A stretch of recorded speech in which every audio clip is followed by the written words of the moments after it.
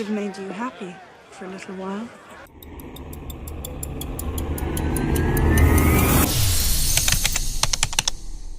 He does not answer that the way a man answers a compliment.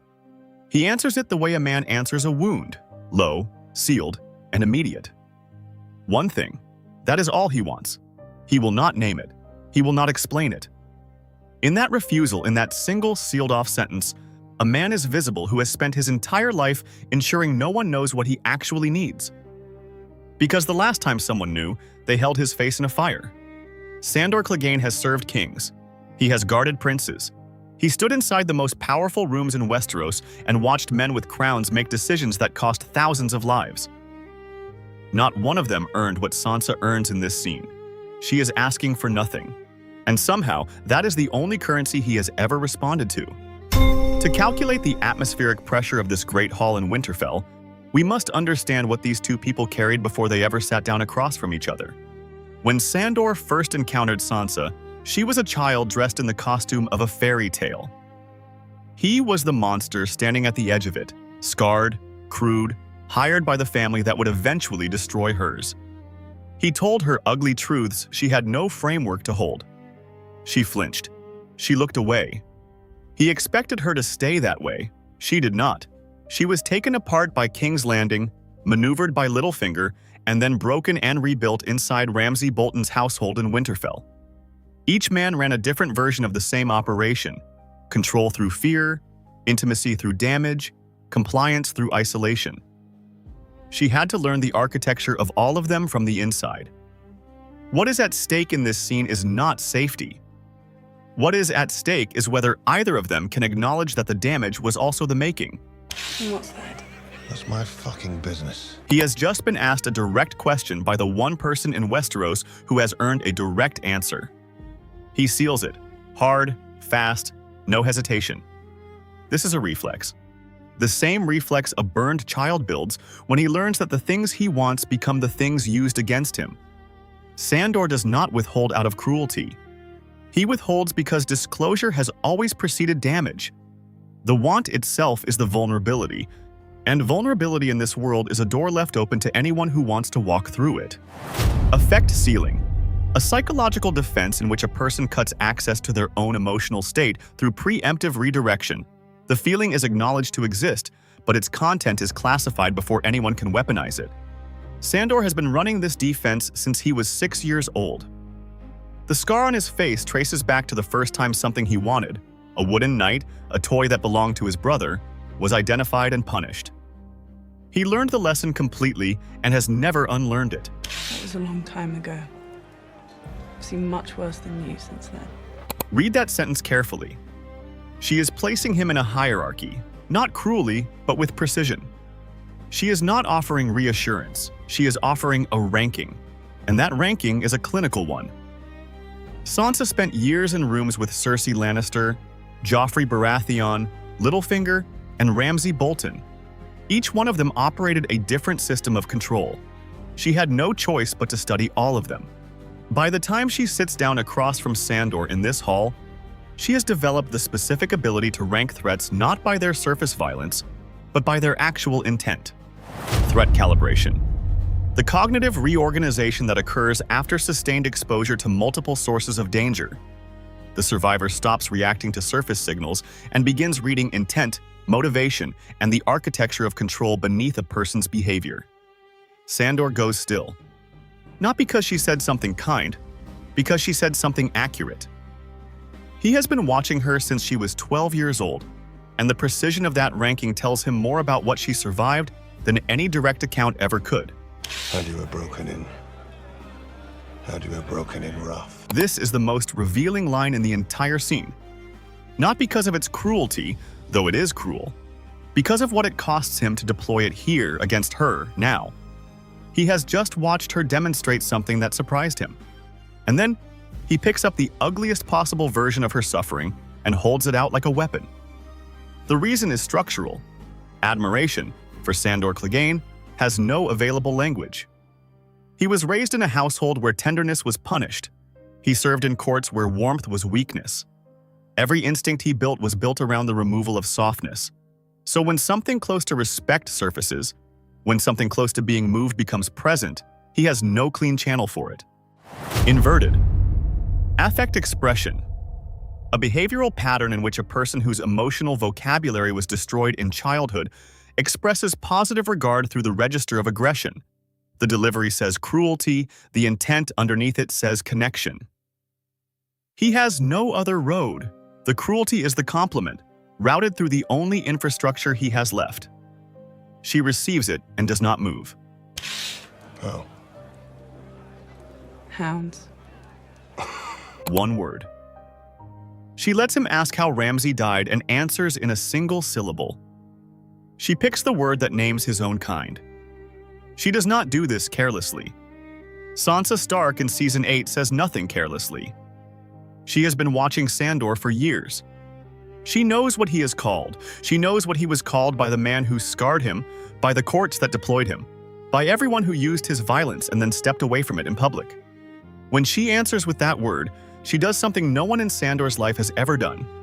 She returns his nature to him without shame attached, not as insult, not as metaphor, as a clean, unashamed fact. Reattribution of identity. The psychological moment in which a person whose self-concept was built around damage receives an external signal that reframes the damage as capacity. The wound is not erased, but it stops being the definition. He chuckles. It is the only moment in this scene where Sandor Clegane makes a sound that is not armored. One involuntary sound, and then the armor closes again. But it happened. She reached him, through everything he built to prevent exactly that. None of it would have happened if you left King's Landing with me. No Littlefinger. No Ramsay. None of it.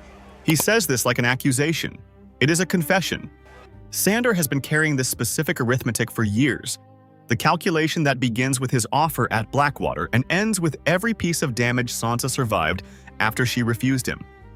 He went to her chamber during the battle. Drunk, covered in blood, finished with Joffrey, and finished with King's Landing, and finished with every system of power he had ever been made to serve. He offered her the one thing he had ever offered anyone. Himself, without the uniform, without the obligation, just him.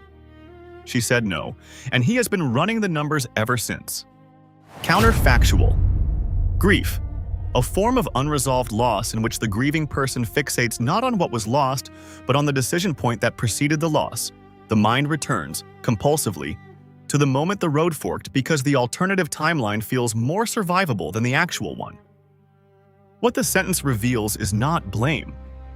It is grief, the specific grief of a man who tried, once, to be something other than the sum of his damage and watched the only person he would have made that attempt for choose the world that would break her instead. Without Littlefinger and Ramsay and the rest, I would have stayed a little bird all my life. She does not argue with his grief. She does not tell him he was wrong to offer or right to leave. She hands him the only answer that can end the arithmetic. The damage was necessary, not good, not acceptable, not something that should have been permitted, but necessary. Sansa is delivering something she has clearly spent a long time arriving at. The understanding that the girl who would have left King's Landing with him in Season 2 was not yet capable of surviving what Westeros was about to become. She needed to be inside the Predator's architecture long enough to memorize the walls. She could not have outmaneuvered Littlefinger from a position of innocence. She could not have brought Ramsay down without knowing exactly how men like him think. After she speaks and walks away, the camera holds on Sandor for 3 seconds. He does not speak. He does not move. He is doing the only thing available to a man like him when someone hands him a version of the story that makes the loss survivable. He sits with it. He holds it. Something that has been sealed since he was 6 years old, playing with a wooden knight by the fire, shifted, slightly, irrevocably, in this hall. But here is what the show never told you.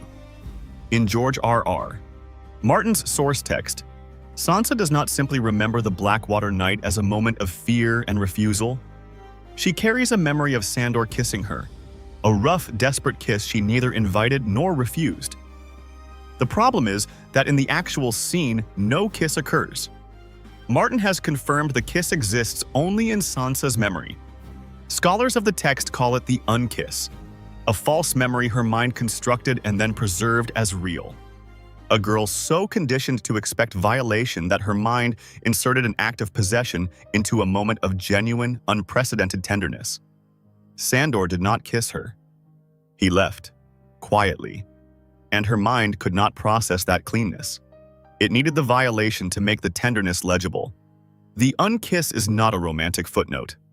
It is a clinical record of how thoroughly King's Landing had already rewired her before Ramsay ever arrived, which makes her S8E4 statement about the damage being necessary even colder and more precise than the show's version alone can contain. The dynamic between Sandor and Sansa maps directly onto any environment where two people have survived different versions of the same institutional cruelty. The ward system, the military, the abusive household, the organization that selects for compliance and punishes deviation. In those environments, recognition does not travel through warmth or ceremony. It travels through accuracy. The person who has been through the machine knows when they are across from someone else who has been through the machine, not because it is announced, but because they both stop performing. Sandor stops performing indifference. Sansa stops performing gratitude. What remains is two people who were both held in a fire and came out the other side still standing. That specific recognition builds a loyalty no oath, no title, and no formal bond ever could. It does not need a name. It simply holds. Sansa Stark did not need Sandor Clegane to save her. She needed him to see her, and he was the only person in Westeros who had been watching closely enough, and honestly enough, and without any agenda attached, to do it. She spent 8 seasons becoming someone who did not need saving. He spent 8 seasons unable to figure out what he was for. In a single 2-minute conversation in a hall full of celebrating survivors, they answered both questions at once. She told him what the damage made her. He finally believed it. Here is the question worth sitting with. If Sansa had left King's Landing with Sandor after Blackwater, would she have survived what was coming, or would she have arrived at the end of the story as something smaller than what she became? Drop your thoughts in the comments below. I'll see you in the next.